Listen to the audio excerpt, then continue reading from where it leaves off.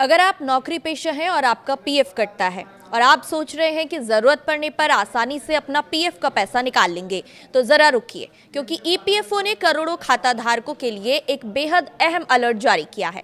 एक छोटी सी गलती आपके पीएफ क्लेम को अटका सकती है और ज़रूरत के समय आपको परेशानी का सामना भी करना पड़ सकता है।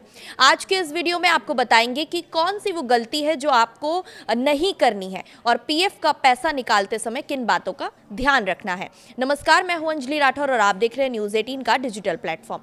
दरअसल कर्मचारी भविष्य निधि संगठन यानी कि ईपीएफओ लगातार अपने सदस्यों को पीएफ खातों में ई नॉमिनेशन पूरा करने की सलाह दे रहा है, लेकिन सिर्फ नॉमिनेशन जोड़ देना ही काफी नहीं है। ईपीएफओ ने यह साफ कहा है कि अगर आपने ई नॉमिनेशन कर दिया है लेकिन उसे ई साइन नहीं किया तो आपका नॉमिनेशन मान्य नहीं माना जाएगा, यानी कि आपने जो प्रक्रिया पूरी समझी थी वो असल में अधूरी रह सकती है।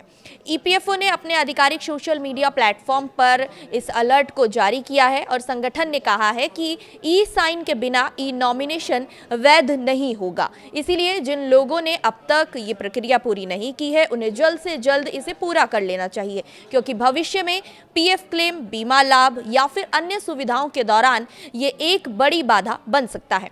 अब सवाल ये है कि आखिर नॉमिनेशन जोड़ना इतना जरूरी क्यों हो गया है। दरअसल अगर किसी पीएफ सदस्य की अचानक से मृत्यु हो जाती है और उसके खाते में नॉमिनेशन दर्ज नहीं है, उसका नॉमिनी नहीं बताया गया है, तो उसके परिवार को पीएफ का पैसा लेने में कानूनी परेशानियों का सामना करना पड़ सकता है।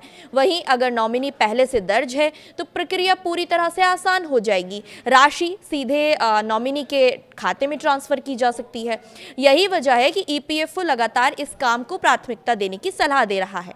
अगर आपने अभी तक नॉमिनी नहीं जोड़ा है तो ये प्रक्रिया आप घर बैठे ऑनलाइन भी कर सकते हैं।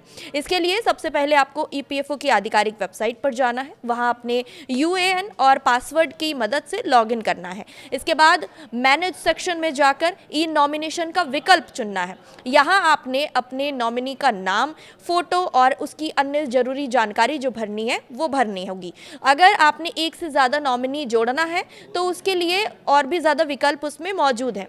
सारी जानकारी भरने के बाद फैमिली डिटेल्स सेव कर देनी है, लेकिन ध्यान रखना है कि ये प्रक्रिया अभी खत्म नहीं होती है। सबसे इंपॉर्टेंट है ई साइन करना। इसके लिए आपको अपने आधार नंबर और आधार से जुड़े हुए मोबाइल नंबर की जरूरत होगी। नॉमिनी की जानकारी सेव करने के बाद फिर से ई नॉमिनेशन सेक्शन में जाना है और ई साइन के विकल्प पर क्लिक करना है। इसके बाद आधार नंबर भर के ओटीपी के जरिए सत्यापन पूरा करना होगा। जैसे ही ओटीपी वेरिफिकेशन पूरा होगा, आपका ई नॉमिनेशन सफलतापूर्वक ई साइन हो जाएगा और प्रक्रिया पूरी मानी जाएगी।